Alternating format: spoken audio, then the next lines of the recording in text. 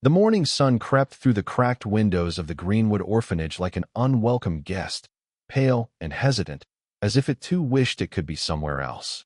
The building stood on the edge of a forgotten town, its walls the color of old oatmeal, its roof patched with mismatched shingles that told stories of storms endured and repairs delayed. Inside, the air smelled of boiled cabbage and floor polish, a combination that clung to clothing and memory alike. Children moved through the hallways in quiet lines, their footsteps practiced and obedient, their voices hushed by years of being told that silence was golden and noise was trouble. In the corner of the third-floor dormitory, a young man named Rin sat on his narrow bed, his back pressed against the cool plaster wall, his knees drawn up to his chest. He was 20 years old, though his slight frame and gentle features often made people think he was younger. His hair was the color of dark chocolate, soft and slightly too long, falling across his forehead in waves that he would sometimes blow away with a puff of breath when he was thinking.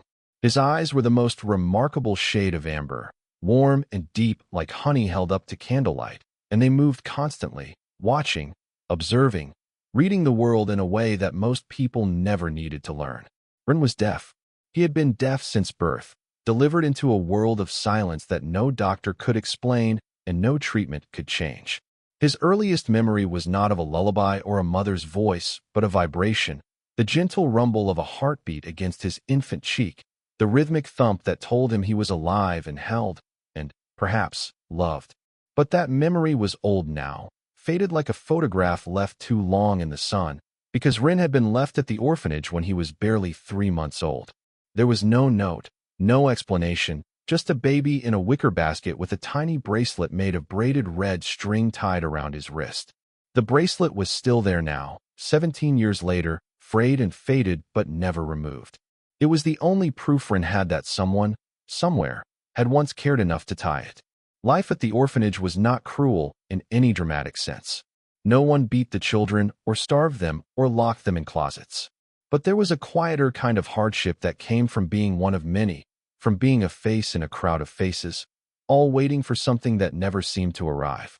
The caretakers were overworked and underpaid, their patience worn thin by the endless cycle of meals and laundry and bedtime arguments.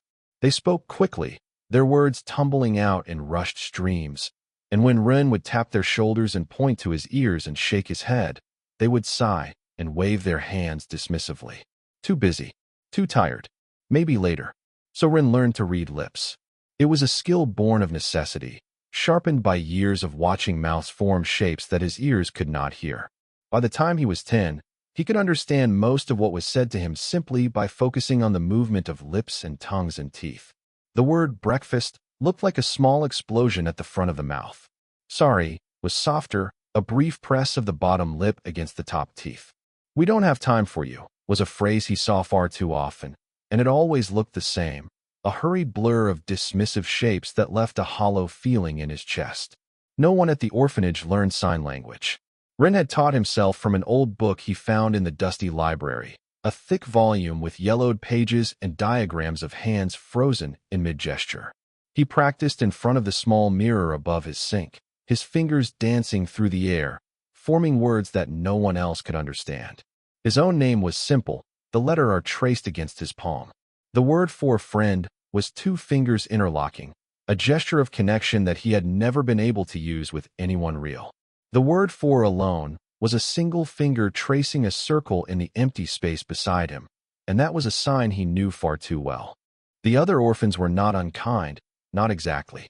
They simply did not know what to do with someone who could not hear their jokes or their gossip or their whispered secrets after lights out. A few of the younger children would sometimes wave at Rin or draw him pictures, but as they grew older and conversations became more complex, they drifted away. It was easier to talk to someone who could talk back.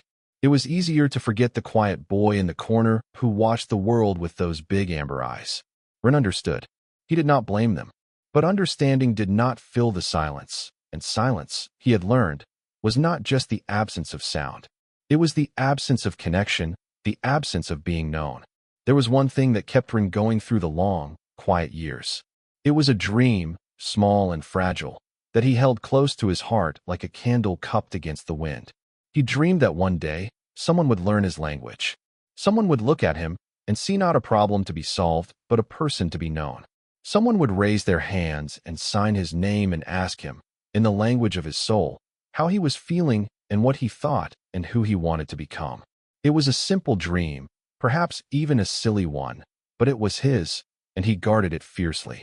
On a Tuesday afternoon in late autumn, when the leaves outside had turned the color of rust and the air carried the first sharp promise of winter, a stranger came to Greenwood Orphanage. He arrived in a black car that gleamed like polished obsidian, its engine purring with quiet authority. The man who stepped out was tall and thin, dressed in a charcoal suit that fit him like a second skin. His hair was silver at the temples, slicked back with something that made it shine, and his smile was wide and white and practiced. He looked like someone who had stepped out of a magazine advertisement, the kind that sold expensive watches or exclusive vacations to places no ordinary person could afford. His name was Mr. Silas, though the children would later learn that this was only one of many names he used. He walked through the front doors of the orphanage with the confidence of someone who owned the place, his polished shoes clicking against the worn linoleum floor. The head caretaker, a tired woman named Mrs. Patterson, hurried to greet him, her hands fluttering nervously at her collar. Wren watched from the stairwell, his amber eyes tracking their conversation. He could not hear their words, but he could read their lips, and what he saw made his stomach tighten. Generous donation to the facility, Mr. Silas was saying, his teeth flashing. And of course, the opportunity for one of your older residents. A special program. Arts and music. Very exclusive. We only take the most unique candidates. Mrs. Patterson's lips formed a question. Which child did you have in mind? Mr. Silas turned, and his eyes, pale gray and strangely flat, swept across the room until they landed on Wren. His smile widened. The quiet one, he said, and the way his lips shaped the word quiet made it sound like a valuable commodity. There's something special about him, isn't there? Something rare. Wren felt a chill run down his spine. He did not like the way Mr. Silas looked at him, the way a collector might look at a painting he intended to purchase. But Mrs. Patterson was nodding now, her tired face brightening with something that looked like relief. One less mouth to feed. One less responsibility. She called Wren over with a crooked finger, and because Wren had learned long ago that obedience was easier than resistance, he came. Mr. Silas spoke to him directly, his lips moving slowly and deliberately so that Wren could read every word. Hello there, young man. I represent an organization that helps special young people like yourself. We have a program, a wonderful program, where you can learn music and art. You won't need to hear anything. It's all about feeling. Do you understand? Wren nodded hesitantly. The words sounded kind, but there was something in Mr. Silas's eyes that did not match his smile. It was like looking at a photograph where the colors were slightly wrong, a dissonance that his silent world had taught him to notice. But what choice did he have? The orphanage was not a home. It was a waiting room, and he had been waiting for 17 years. Maybe this was the door opening. Maybe this was the beginning of something better. Good boy, Mr. Silas said, and his hand came down on Wren's shoulder with a grip that was just a little too tight. We leave tonight. Pack your things. Not that you have much, I imagine. He was right. Wren's belongings fit into a single canvas bag. A change of clothes. A toothbrush. The old sign language book with its yellowed pages. And on his wrist, the faded red string bracelet that he never removed. He looked around the dormitory one last time, at the narrow bed and the cracked ceiling and the window that looked out onto a world he had only ever watched from a distance. No one came to say goodbye. No one waved. He walked down the stairs and out the front door and into the black car, and the engine purred, and the orphanage shrank in the rear window until it was just a gray smudge against a gray sky. The drive took several hours. Wren watched the landscape change through the window, the familiar streets of the town giving way to countryside, and then to something else entirely, a landscape of iron gates and long driveways and houses that looked more like small palaces. Mr. Silas did not speak to him during the journey. He talked on his phone instead, his lips turned away so Wren could not read them, and his expression was businesslike and cold. Wren clutched his canvas bag in his lap and traced the letters of his name against his palm. Arjen. A small anchor in a sea of uncertainty. When the car finally stopped, it was in front of a building that took Wren's breath away. It was enormous, a mansion of white stone and towering columns. with windows that glowed golden in the gathering dusk. But there was something wrong about it, something that made the fine hairs on the back of Ren's neck stand up. The windows were too clean, the grounds too perfect, the whole place too polished. It looked like a stage set, beautiful but not quite real. And as Mr. Silas led him through a side door and down a long corridor, Ren began to understand. The corridor opened into a vast room that looked like a theater. There was a raised platform at the front, bathed in harsh white light, and rows of chairs facing it. But the chairs were not empty.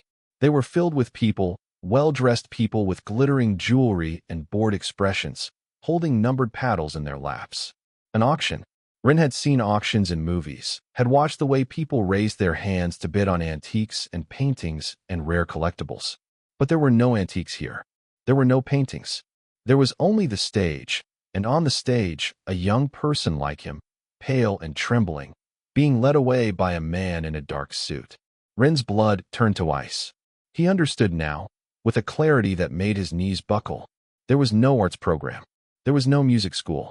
Mr. Silas had not seen a special young person with unique talents. He had seen a commodity. He had seen something rare and valuable to be sold to the highest bidder. And Ren, deaf and alone and trusting, had walked right into the trap. He tried to pull away, but Mr. Silas's grip on his shoulder tightened like a steel trap. "Don't make a scene," Mr. Silas hissed, his lips forming the words with venomous precision. "It will only make things worse. Just stand on the stage and smile. They like it when you smile." Ren was pushed forward. His feet moved mechanically, carrying him up the steps and onto the platform. The lights were blinding, so bright that he could barely see the faces in the audience. But he could see their mouths, a sea of mouths, all moving at once, all forming words he could not catch. He could see the auctioneer at his podium, a man with a mustache like a bristle brush, his lips shaping numbers and gestures. Ren stood frozen, his hands trembling at his sides, his heart pounding so hard he could feel it in his throat. He wanted to scream, but what would be the point? No one would hear him. No one ever heard him. The bidding began. Numbers flashed on paddles, rising higher and higher. Ren watched the auctioneer's lips, saw the figures climbing, saw the greedy satisfaction in Mr. Silas's face at the edge of the stage. This was his life now, he realized. A number on a paddle. A transaction. A thing to be owned. The dream he had guarded so carefully, the dream of being known and understood, crumbled to ash in his chest. He closed his eyes and wished, with all his might, that the floor would open up and swallow him whole. And then something changed. The air in the room shifted, the way the pressure drops before a thunderstorm. Ren opened his eyes and saw that the audience had gone still. The mouths had stopped moving. Every head was turned toward the back of the room, where the grand double doors had been thrown open with enough force to send them crashing against the walls. Ren could not hear the crash, but he felt it, a vibration that traveled through the floor and up through his bones. 3 figures stood in the doorway. They were identical, impossibly identical, from the sharp angles of their jawlines to the way they held their shoulders. They wore matching dark suits, perfectly tailored, with crisp white shirts and ties the color of midnight. Their hair was black as a raven's wing, their eyes piercing and intense. But it was not their appearance that made the room fall silent. It was the aura they projected, an invisible force field of power and danger that made even the auctioneer take a step back from his podium. The Triplet Alphas. Everyone in the underworld knew their names. Kai, Rio, and Sora. They were the heirs to the most powerful mafia empire in the city, a dynasty built on shadows and secrets. They were young, barely older than Ren himself, but they commanded respect with the same natural ease that the sun commanded the sky. They moved through the room like wolves through a flock of sheep, their footsteps synchronized, their expressions unreadable. Kai, the eldest by 3 minutes, led the way. His face was carved from stone, all hard planes and sharp edges, but his eyes were a contradiction, dark and deep and somehow sad. Rio followed on his left, his gaze analytical and cool, cataloging every detail of the room with the precision of a scholar. And Sora brought up the rear, his features softer than his brother's, his mouth curved in a slight, almost imperceptible smile that did not reach his eyes. They walked directly toward the stage.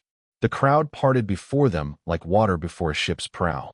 Mr. Silas stepped forward, his practiced smile faltering, his hands raised in a gesture of welcome that looked more like surrender. "Gentlemen," he said, and Ren could read the tremor in his lips. "What an unexpected honor. We were just concluding our evening's proceedings, but if you'd like to." Kai did not let him finish. He reached into his jacket and produced a checkbook, its leather cover worn from use.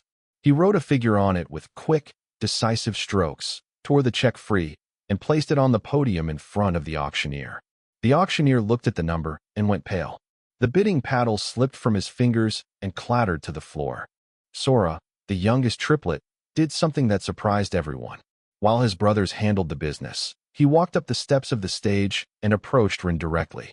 Up close, his face was even more striking, his eyes the color of dark chocolate, warm and deep and full of an emotion that Rin could not name. He did not speak. He did not try to force words that Rin could not hear. Instead, he simply reached out and took Rin's trembling hand in both of his own. His hands were warm. That was the first thing Rin noticed. Warm and steady and surprisingly gentle. Sora held Rin's hand as if it were something precious, something fragile, something worth protecting. And then he smiled, a real smile this time, one that reached his eyes and softened every line of his face. It was a smile that said, without a single word, "You are safe now. I promise. You are safe." Rin felt tears prick at the corners of his eyes. No one had ever looked at him like that before. No one had ever held his hand with such tenderness. He did not know who these three identical strangers were or why they had come. But in that moment, standing on a stage built for selling lives, with the harsh lights beating down and the silent crowd staring, Rin felt something he had not felt in 17 years. He felt seen. Kai finished his transaction and turned to face the room. His voice, though Rin could not hear it, carried such authority that several people in the audience flinched. "This young man is now under our protection," he announced. "Anyone who has a problem with that can take it up with us directly." No one moved. No one spoke. The auction was over. Sora gently guided Rin off the stage, his hand never leaving Rin's. Rio fell into step on Rin's other side, his sharp eyes scanning the crowd for any sign of threat. And Kai brought up the rear, his presence a shield against the world they were leaving behind. They walked out of the auction house together, for figures moving through the stunned silence, out the grand double doors and into the cool night air. Rin looked up at the sky. The stars were out, scattered across the darkness like diamonds on black velvet. He had never seen so many stars. The orphanage was too close to the city lights, and the auction house had no windows at all. But here, standing between three strangers who had just paid a fortune for his freedom, the sky opened up above him like a promise. Sora squeezed his hand. Rin looked at him, and Sora pointed up at the stars, then back at Rin, and then made a gesture that Rin understood perfectly. He touched his chest, over his heart, and then pointed at Rin. It was not sign language, not exactly, but the meaning was clear. "My heart is yours to trust." The tears that had been building finally spilled over, running down Rin's cheeks in warm rivulets. He was crying, but for the first time in his life, the tears were not from sadness. They were from something else entirely, something so new and so fragile that he was almost afraid to name it. Hope, the tiny flame he had guarded for so long, the dream of being known, flickered and grew brighter in his chest. The triplets led him to a car, a sleek black vehicle that made Mr. Silas's car look like a toy. The interior smelled of leather and something faintly spicy, like sandalwood. Rin sat in the back seat, sandwiched gently between Sora and Rio, while Kai took the wheel. The engine hummed to life, and the auction house shrank in the rear window until it was just another dark shape against the night. Rin did not know where they were going. He did not know what would happen when they got there. He did not know anything about these three identical strangers except that they had saved him. But as Sora's thumb traced small, soothing circles on the back of his hand, and Rio offered him a bottle of water with a quiet nod, and Kai's eyes met his in the rearview mirror with something that looked like determination, Rin allowed himself to believe, just a little, that maybe his dream was not so impossible after all. The car drove on through the night, carrying four young men toward an unknown future. And somewhere deep in Ren's silent world, a voice he had never heard before whispered a single word. Home. The penthouse was not what Ren had expected. When he imagined where mafia heirs might live, his mind conjured images of cold marble floors and sharp-edged furniture, of rooms designed to intimidate rather than welcome. But the place the triplets called home was nothing like that. It occupied the entire top floor of a building so tall that the city below looked like a toy model, its windows stretching from floor to ceiling, offering a panorama of glittering lights and distant bridges. But the inside was warm.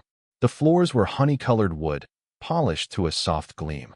The furniture was oversized and plush, draped in blankets the color of cream and caramel. Bookshelves lined the walls, crammed with volumes that looked like they had actually been read. And everywhere, there were plants. Ferns and fiddle-leaf figs and trailing vines that cascaded from hanging baskets, turning the space into an indoor garden. Rin stood in the center of the living room, his canvas bag still clutched against his chest, his amber eyes wide with wonder. He had never been in a place like this. The orphanage had been all beige walls and institutional furniture, designed for durability rather than comfort. But this place felt alive. It felt like someone cared about it, tended to it, loved it. The contrast with the cold auction house could not have been more stark. Kai closed the door behind them with a soft click. The sound, which Rin could not hear, reverberated through the floorboards as a gentle vibration, a subtle announcement that they had arrived somewhere safe. Kai removed his jacket and hung it on a hook by the door, his movements precise and economical. Up close, in the warm light of the penthouse, he looked less like a mafia heir and more like a young man carrying a heavy weight. His shoulders, so broad and commanding in the auction house, seemed to droop slightly now, as if the performance was over and the exhaustion was setting in. Rio moved to the kitchen area, an open space with copper pots hanging from a rack and a refrigerator that hummed quietly. He filled a kettle with water and set it on the stove, his movements methodical and calm. Rio was the thinker, Rin could tell. His eyes never stopped moving, cataloging and analyzing, but there was no coldness in his gaze. It was the look of someone who paid attention because he understood that details mattered, that small things could make a big difference. And Sora, sweet Sora, stayed right by Ren's side. He had not let go of Ren's hand since the stage, and even now, he seemed reluctant to break the connection. He guided Ren to the largest couch, a sprawling sectional upholstered in velvet the color of a robin's egg, and gestured for him to sit. Ren sank into the cushions, which embraced him like a hug, and for the first time in hours, he felt his muscles begin to unclench. But the fear was still there, lurking beneath the surface. Ren had learned, through years of hard experience, that kindness often came with conditions. People were nice until they realized how much effort it took to communicate with him. They smiled until they got frustrated with writing notes or repeating themselves. They stayed until they left. And these three strangers, these powerful and mysterious men, had paid an enormous sum of money for him. What did they want in return? What would they do when they discovered how inconvenient he truly was? Sora seemed to sense his anxiety. He sat down on the couch beside Ren, leaving a respectful distance between them, and turned to face him fully. His dark eyes were earnest and kind, and his mouth moved slowly as he spoke, giving Ren time to read his lips. "You're safe here," he said. "We're not going to hurt you. We're not like those people at the auction." "Okay." Ren nodded, but his hands were still trembling. He wanted to believe. He wanted to so badly that it ached. But trust was not something that came easily to someone who had spent his whole life being overlooked. Kai approached with a tablet in his hands. He held it out to Ren, showing him a blank note application with a keyboard. Ren understood immediately. He took the tablet and typed, his fingers flying across the screen with practiced speed. "Who are you? Why did you buy me?" Kai read the words, and his expression flickered, a brief crack in his stoic facade. He took the tablet and typed back, his large fingers moving more slowly. "I'm Kai. My brothers are Rio and Sora. We didn't buy you. We freed you. No one should be sold like property." Ren stared at the words. Freed. Not bought. Freed. The distinction was small but profound, like the difference between being caught and being saved. He took the tablet back and typed, "What happens now?" Kai read the question and looked at his brothers. Something passed between them, a silent communication that Ren could not interpret. Rio finished making tea and brought over a tray with 4 steaming mugs, setting it on the coffee table. He sat down in an armchair across from Ren and pulled out his own phone, typing rapidly. A moment later, he showed Ren the screen. "Now, we get to know each other. If you want to. If you're too tired, you can sleep first." Whatever you need. Whatever you need. The words hit Ren like a wave. No one had ever asked him what he needed. No one had ever given him a choice. He had spent his entire life being told what to do, where to go, when to eat, when to sleep. The concept of having his needs considered was so foreign that he did not know how to respond. He just stared at the phone screen, his vision blurring with unshed tears. Sora, who had been watching Ren's face with an almost painful intensity, reached out and gently touched Ren's wrist. When Ren looked at him, Sora mimed drinking from the mug and then pointed at Ren with a questioning expression. Do you want tea? It was such a simple gesture, so basic and human, that it broke something open inside Ren's chest. He nodded, and Sora's face lit up with that radiant smile. They drank tea together in the quiet living room. Ren held the warm mug between his hands and watched the three brothers interact. He could not hear their voices, but he could see the way they moved around each other, the casual intimacy of siblings who had grown up side by side. Kai was clearly the leader, but he was not domineering. He listened when Rio spoke, nodded when Sora made a point. Rio was the one who checked his phone constantly, looking things up, offering information. And Sora was the heart, the one who smiled the most and touched his brothers on the shoulder or the arm as he passed, as if physical connection was his native language. Rin felt a pang of loneliness. They had each other. They had always had each other. And he had no one. The realization settled over him like a cold blanket, and he pulled his knees up to his chest on the couch, making himself small. Sora noticed immediately. His smile faded, replaced by an expression of concern. He looked at Kai and said something, his lips moving too quickly for Rin to catch. Kai nodded solemnly. Rio stood up and walked over to one of the bookshelves. He pulled out a large book and brought it to Rin. It was a picture book, the kind meant for young children, with colorful illustrations of animals and objects and simple words beneath them. Rin looked at it, confused. Then Rio opened the book to the first page and pointed at the picture of a cat. He looked at Rin and made a gesture, his fingers tracing the shape of whiskers on his own face. Cat. He was trying to ask Rin how to say cat in sign language. Understanding dawned, bright and warm. Rin set down his mug and raised his hands. He formed the sign for cat, pinching his thumb and forefinger together and pulling them away from his cheek, mimicking the motion of stroking whiskers. Rio watched intently, his sharp eyes focused, and then copied the gesture. His version was clumsy, his fingers not quite right, but the effort was unmistakable. He was trying. He was actually trying. Sora immediately wanted to learn too. He bounced on the couch cushion, pointing at different pictures in the book. Dog, bird, tree, house. Rin showed him each sign, and Sora repeated them with an enthusiasm that made Rin's heart squeeze. He was not very good at it, his fingers fumbling and his movements exaggerated, but he did not give up. He laughed at his own mistakes, a silent laugh that Rin could see in the shake of his shoulders and the crinkle of his eyes. Kai watched from his chair, his expression unreadable. But when Rin glanced at him, he saw something in the older triplet's eyes that looked like determination. Kai was not participating in the impromptu sign language lesson, but he was observing everything, filing it away. Rin wondered what he was thinking. Was he annoyed that his brothers were being silly with the deaf orphan they had rescued? Was he calculating the cost of keeping Rin around? Was he regretting his decision? The evening wore on. Rio produced a tablet with a drawing application and began creating simple flashcards, drawing stick figures with arrows showing the motions of various signs. Sora continued to practice, his energy seemingly inexhaustible, and Kai remained in his chair, a silent sentinel, his presence both reassuring and intimidating. Rin grew tired eventually, the exhaustion of the day catching up with him. His eyelids drooped, and his head nodded forward. Sora noticed and immediately stood up. He offered Rin his hand, the same gentle gesture from the stage, and led him down a hallway to a guest bedroom. The room was lovely. A large bed with a fluffy white comforter dominated the space, and more plants trailed from shelves near the window. There was a private bathroom, a closet with empty hangers waiting for clothes, and a small desk with a lamp shaped like a crescent moon. Sora pointed at the bed, then at Rin, then made a sleeping gesture, resting his cheek against his folded hands. Sleep now. Rin nodded, overwhelmed with gratitude. Sora hesitated for a moment, then did something unexpected. He raised his hands and made a sign that Rin had taught him earlier. Friend. 2 fingers interlocking.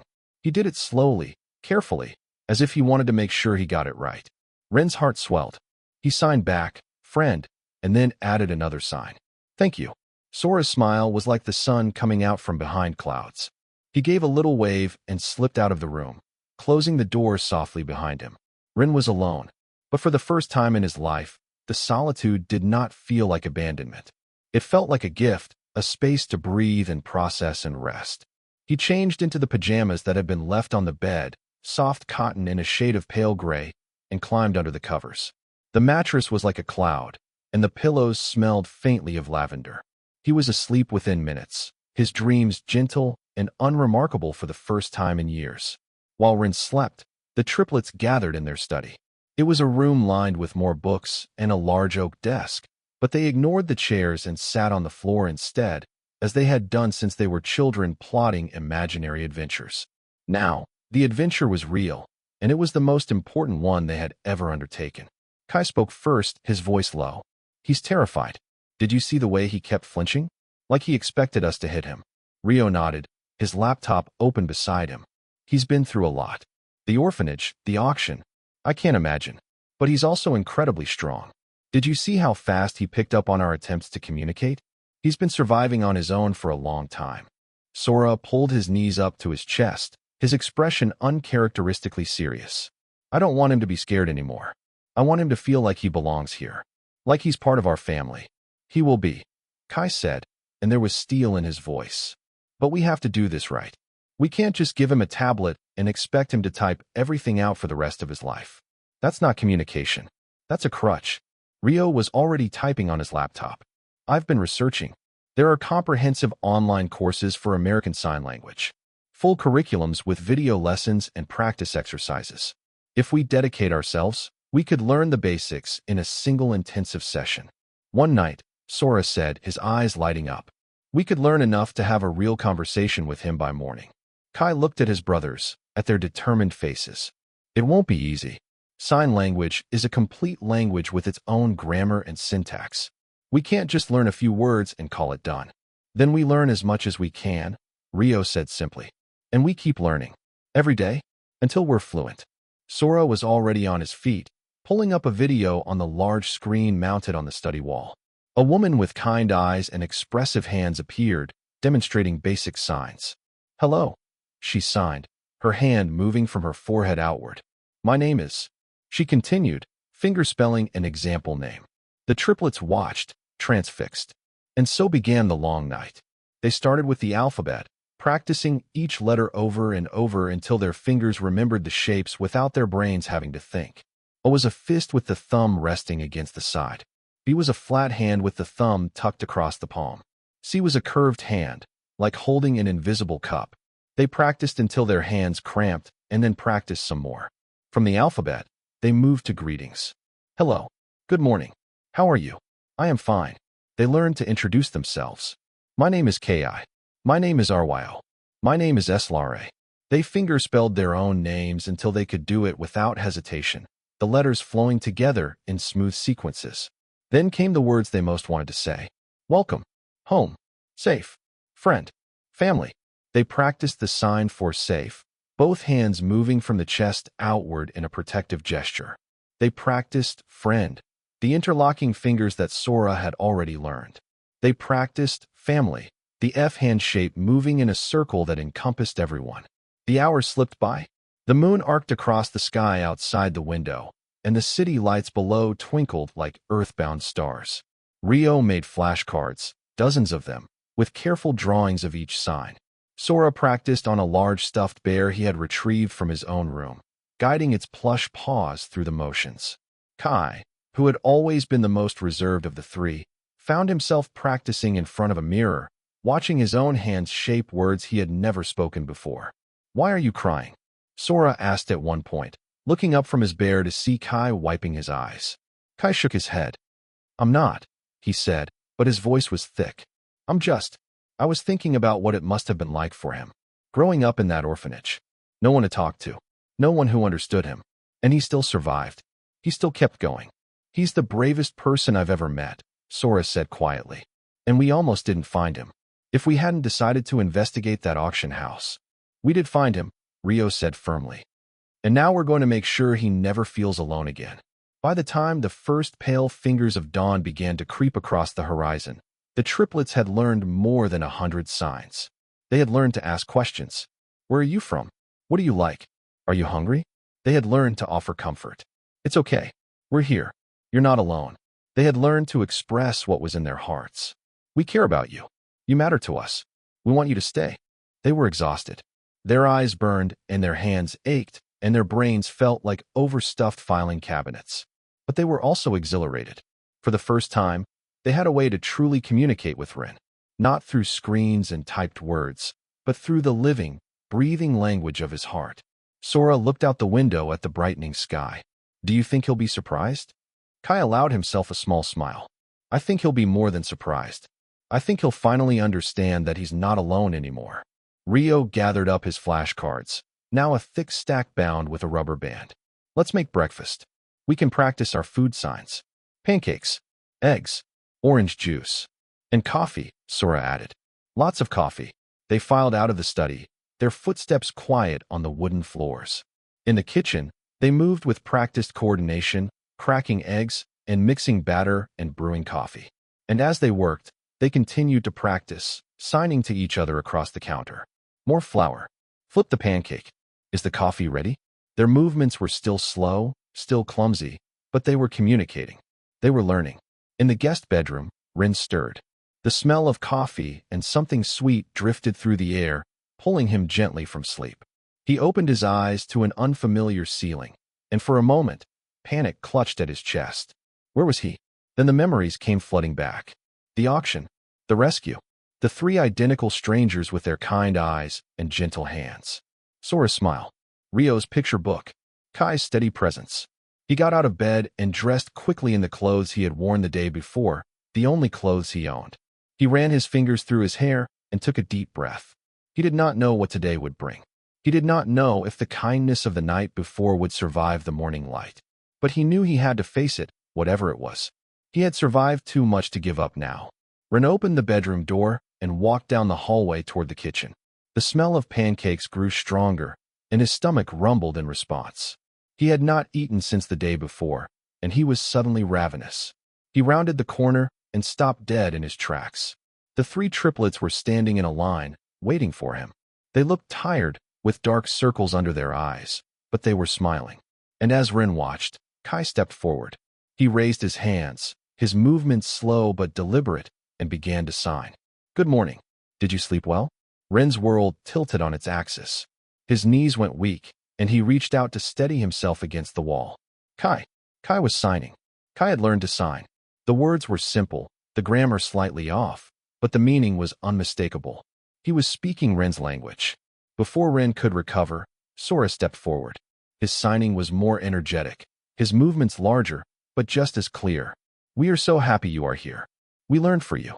All night. And then Rio, adjusting his glasses with a scholarly air, added his own contribution. There is breakfast. Pancakes. Do you like pancakes? Rin stared at them, his amber eyes filling with tears. They had learned sign language. Overnight. For him. They had stayed up all night, these three powerful and mysterious men, to learn the language that no one else had ever bothered to learn. The language of his heart. The language of his soul. His hands shook as he raised them to respond. You learned for me. Kai nodded solemnly. You are worth it. The tears spilled over, running down Ren's cheeks in rivers. He was crying openly now, ugly crying, his shoulders shaking with sobs. But he was also smiling, a smile so wide and so bright that it transformed his entire face. He signed through his tears, his movements wobbly but determined. Thank you. Thank you. Thank you. Sora could not contain himself any longer. He rushed forward and wrapped Rin in a hug, his arms strong and warm and safe. Rin buried his face in Sora's shoulder and cried. Cried for all the years of silence and loneliness, for all the people who had looked away, for all the dreams he had been afraid to dream. But he also cried for this moment, this impossible, miraculous moment, when three strangers had looked at him and decided he was worth the effort. Kai and Rio joined the embrace, their arms encircling both Rin and Sora. The four of them stood there in the kitchen, wrapped in each other, while the pancakes grew cold on the counter and the coffee grew lukewarm in the pot. It did not matter. The food could wait. Everything could wait. This moment was too precious to rush. Finally, they pulled apart, and Rin wiped his eyes with the back of his hand. Kai signed to him, his movements more confident now. We are not perfect. We are still learning. Will you teach us? Rin nodded, his heart so full it felt like it might burst. Yes, I will teach you. We will learn together. Sora cheered silently, his arms thrown up in victory. Rio smiled, a rare and genuine expression that softened his scholarly features. And Kai, the stoic leader, allowed himself a full smile, the first Rin had ever seen on his face. It was a beautiful smile, warm and open and full of promise. They ate breakfast together, signing and laughing and making mistakes and correcting each other. Sora accidentally signed horse instead of hungry, and they all dissolved into silent giggles. Rio produced his flashcards and quizzed everyone at the table. Kai, who had been the most hesitant about the whole endeavor, turned out to be a surprisingly quick learner, his hands precise and his memory sharp. And Rin sat in the middle of it all, a plate of pancakes in front of him and 3 new friends around him, and felt something he had never expected to feel. He felt like he belonged. He felt like he was home. The morning sun streamed through the windows, filling the kitchen with golden light. Outside, the city was waking up, cars honking and people rushing and the endless noise of urban life continuing its relentless rhythm. But inside the penthouse, there was only the quiet language of hands, the silent poetry of connection, the beautiful, wordless music of being understood. Weeks passed, and the penthouse became something Ron had never known before. It became a home. He had spent his entire life in spaces that were merely shelters, places that kept the rain off and the cold out, but never offered anything more. The orphanage had been a building filled with beds and tables and rules, but it had never been a home. A home, Rin was learning, was not about walls and roofs. It was about the people who waited for you there, the hands that signed good morning and good night, the laughter that you could not hear but could feel vibrating through the floorboards. The triplets had thrown themselves into learning sign language with an intensity that amazed everyone who knew them. Their business associates were baffled when they showed up to meetings with flashcards tucked into their jacket pockets. Their household staff, a small team of loyal employees who had been with the family for years, were gently but firmly told that all important communications in the house would now include sign language interpretation. Kai hired a professional sign language instructor to come to the penthouse 3 times a week, and all 3 brothers attended every lesson without fail. But it was not just the formal lessons that made the difference. It was the small moments, the casual interactions that filled the spaces between scheduled activities. Rio, who had always been a morning person, started joining Rin for breakfast before his brothers woke up. They would sit together at the kitchen island, and Rio would sign simple questions about Rin's dreams, or his favorite books, or what he wanted to do that day. At first, Rin's answers were short and hesitant. But as the days passed and his trust grew, his responses became longer, more detailed, more him. He told Rio about the orphanage library, the only place he had ever felt semi-safe. He described the old sign language book with its yellowed pages and how he had practiced in the mirror for hours, teaching himself a language that no one else would speak with him. Rio listened with his eyes, his hands still except for occasional questions, his expression growing more somber with each revelation. When Rin finished, Rio signed simply, "You are the strongest person I know." Rin did not feel strong. He felt like a cracked vase that had been glued back together, fragile and likely to shatter at any moment. But Rio's words planted a seed in his heart, a tiny possibility that maybe strength was not about being unbroken. Maybe strength was about continuing to exist even when you were held together by nothing but hope and string bracelets. Sora was different from Rio. Where Rio was calm and analytical, Sora was a whirlwind of energy and affection. He appointed himself Ren's personal cheerleader, celebrating every milestone with the enthusiasm of someone watching a fireworks display. When Ren signed his first complete sentence without stumbling, Sora actually picked him up and spun him around, his silent laughter shaking them both. When Ren learned to cook his first meal, a simple pasta dish that Rio taught him step by step, Sora declared it the most delicious food he had ever eaten and demanded seconds. But Sora was also surprisingly perceptive. He seemed to know, without being told, when Rin was feeling overwhelmed or sad. On those days, he would not push or prod. He would simply sit beside Rin on the couch, their shoulders touching, and watch the clouds move across the sky through the enormous windows. Sometimes he would sign small things. Pretty clouds today. That one looks like a rabbit. And sometimes he would sign nothing at all, letting his presence speak for itself. It was during one of these quiet afternoons that Rin found the courage to ask something that had been weighing on him. His hands moved slowly, carefully. "Why did you come to the auction that night?" Sora read the question, and his expression grew thoughtful. He did not answer immediately. Instead, he reached for a blanket and draped it over both their laps, smoothing the fabric with his hands. Then he began to sign, his movements softer than usual. "Our father was not a good man. He did bad things, hurt people. When he died, we inherited his business, but we decided to be different. We use our power to stop bad things from happening. We heard about the auction. We want to shut it down. And then we saw you." He paused, his dark eyes meeting Ren's. "You looked so scared, but you also looked so brave, standing there with your head up, even though you were trembling. I knew right then that I had to help you. We all did." Ren absorbed this information. The triplets had not come to the auction looking for him specifically. They had come to stop an evil operation, and he had just happened to be there. But the way Sora described it, the way he signed, "We saw you," with such emphasis, made it clear that something had shifted in that moment. He had not just been another victim to rescue. He had been Ren, a specific person, someone worth noticing. "Do you regret it?" Ren signed. "Taking me in? It must be a lot of work." Sora's response was immediate and fierce. "Never. Not for 1 second. You are not work. You are family. Family." The sign was so simple, the F hand shape moving in a circle, encompassing all of them. But the weight of it was enormous. Ren had never had a family. He had never belonged to anyone or anything.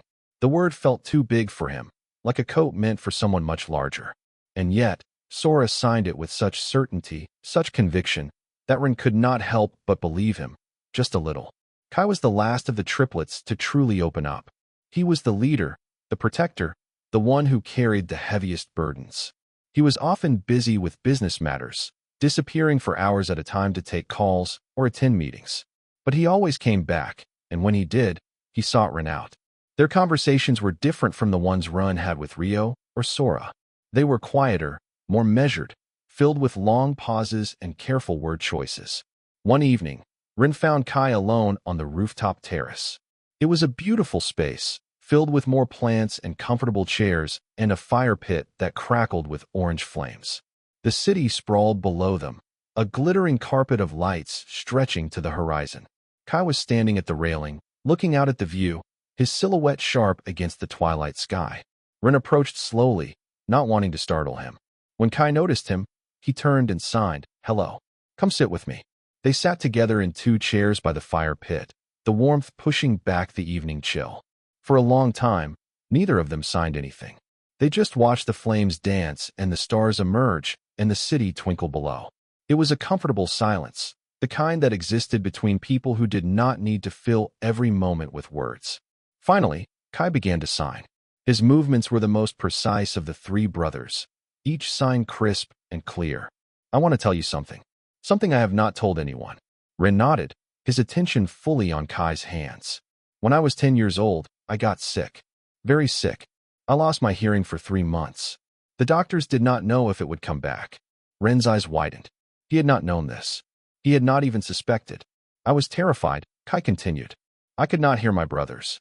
I could not hear my own voice. I felt like I was trapped inside a glass box, watching the world happen around me without being able to participate. My brothers learned some sign language then, just a few words, to help me. But then my hearing came back, and we forgot. We forgot what it was like." He paused, his hands hovering in the air. The firelight flickered across his face, illuminating the emotion in his eyes. "When we saw you at the auction, I remembered. I remembered the glass box. I remembered the fear. And I knew I could not leave you there. I knew I had to get you out." Ren felt tears prick at his eyes. So that was why? That was why Kai, the stoic and serious leader, had written that enormous check without hesitation. It was not just charity. It was recognition. He had seen himself in ruin, a version of himself trapped in silence. "Your hearing came back," Ren signed. "Mine will not." "I know," Kai signed back. But I also know that silence does not have to mean isolation. Not anymore. We will never let you feel trapped again. That is my promise to you." Rin wiped his eyes with the back of his hand. "You take on so much responsibility. For your brothers. For your business. Now for me. Do you ever get tired?" Kai's expression flickered. "Sometimes. But having you here does not make me more tired. It makes me less. You remind me why I do what I do. You remind me that protecting people is not just about stopping bad things. It is about creating good things. A home. A family. A future." Rin did not know what to say to that. His hands trembled with the weight of emotions he could not fully express. So he did the only thing he could think of. He stood up, walked over to Kai's chair, and hugged him. It was the first time he had initiated physical contact with the eldest triplet, and for a moment, Kai went rigid with surprise. Then his arms came up and wrapped around Rin, holding him with a gentleness that belied his strength. They stayed like that for a long moment, two people who had both known the glass box of silence, holding on to each other under the stars. When they finally pulled apart, Kai's eyes were wet, but he was smiling. It was the same smile Rin had seen that first morning in the kitchen, warm and open and full of promise. The days turned into weeks, and the weeks turned into months. Rin grew stronger. His signing became more fluid, more confident. He started teaching the triplets more complex concepts, the nuances of grammar and expression that could not be captured in flashcards. He told them jokes, his hands dancing through punchlines that made Sora laugh so hard he fell off the couch. He shared his fears and his hopes, his memories and his dreams. And the triplets, in turn, shared themselves with him. Rio confessed that he had always felt like the invisible middle child, the one who was smart but not special. Sora admitted that his cheerfulness was sometimes a mask for deeper anxieties, fears that he was not good enough or strong enough to deserve his place in the family. Kai revealed the crushing weight of leadership, the constant pressure to make the right decisions for everyone who depended on him. They became each other's confidants, each other's support systems. The penthouse that had once seemed so impossibly grand became simply home, the place where four broken people were slowly, carefully, learning to heal together. One morning, Rin woke up to find a small box on his nightstand. It was wrapped in silver paper with a white ribbon, and a note was tucked beneath it. The note was written in Kai's precise handwriting. "You have given us so much. This is a small thing in return. Wear it and remember that you are family now."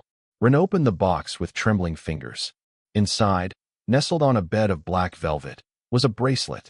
It was made of braided leather, dark brown and sturdy, with a small silver charm in the shape of a star. It was beautiful and simple and perfect.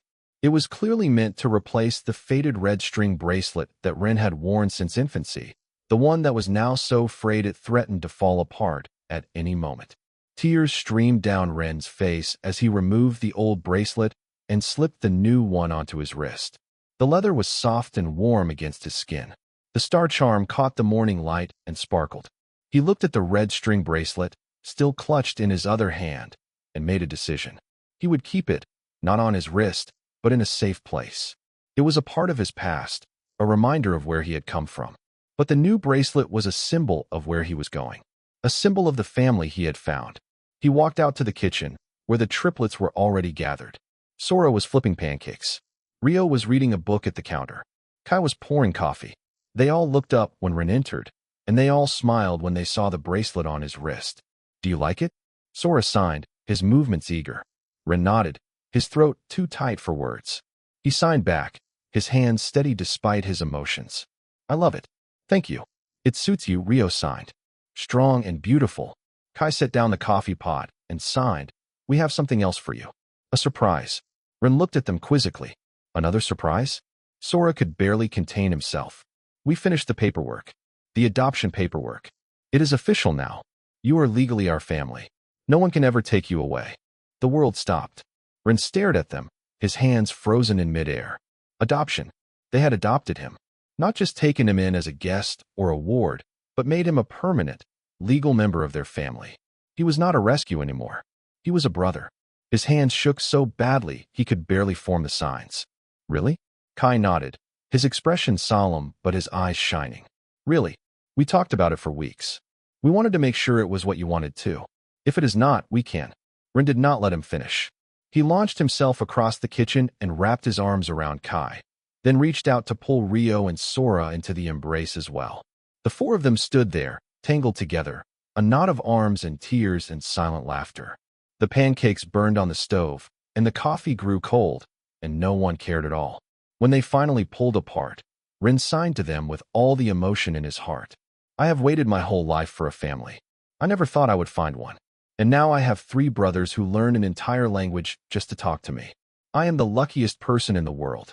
Sora was openly crying now, tears streaming down his cheeks. Rio was pretending to adjust his glasses to hide his own wet eyes. Even Kai, stoic Kai, had to look away for a moment to compose himself. We are the lucky ones, Sora signed back. You make our family complete. They ate their slightly burned pancakes together, signing and laughing and teasing Sora about his cooking skills. The morning sun streamed through the windows, filling the kitchen with golden light. Outside, the city hummed with its endless noise, its honking cars and chattering people and blaring music. But inside the penthouse, there was only the quiet language of hands, the silent poetry of connection, the beautiful music of a family that had found each other against all odds. Later that day, Rin stood on the rooftop terrace, looking out at the city that had once seemed so frightening and now felt like home. The star charm on his new bracelet caught the light and sparkled. He thought about the red string bracelet, now safely tucked away in his nightstand drawer. It had been tied around his wrist by someone who had given him up. The leather bracelet had been given to him by people who had chosen him. That was the difference, he realized. The red string was a symbol of abandonment. The leather star was a symbol of belonging. And belonging, he had learned, was not about where you came from. It was about where you were wanted. Kai appeared beside him, his presence announced by the gentle vibration of his footsteps on the wooden deck. What are you thinking about? He signed. Rin smiled. About how different my life is now. About how grateful I am. Kai nodded, his gaze also fixed on the cityscape. We are grateful too. You changed us, Ren. You made us better. They stood together in comfortable silence, 2 brothers watching the sun sink toward the horizon. The sky turned pink and orange and gold, a masterpiece of color that no artist could capture. And Ren, who had spent his whole life in silence, felt his heart sing with a joy that needed no sound. In the end, that was the greatest gift the triplets had given him.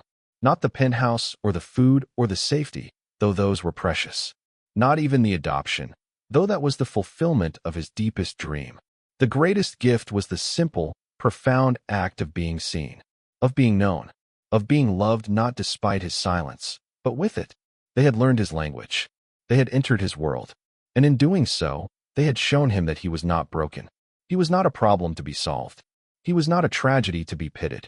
He was Ron, a person with thoughts and feelings and dreams, a person worth knowing, a person worth loving. The sun dipped below the horizon, and the first stars appeared in the darkening sky. Ren looked up at them and made a wish, the same wish he had made every night since he was a child.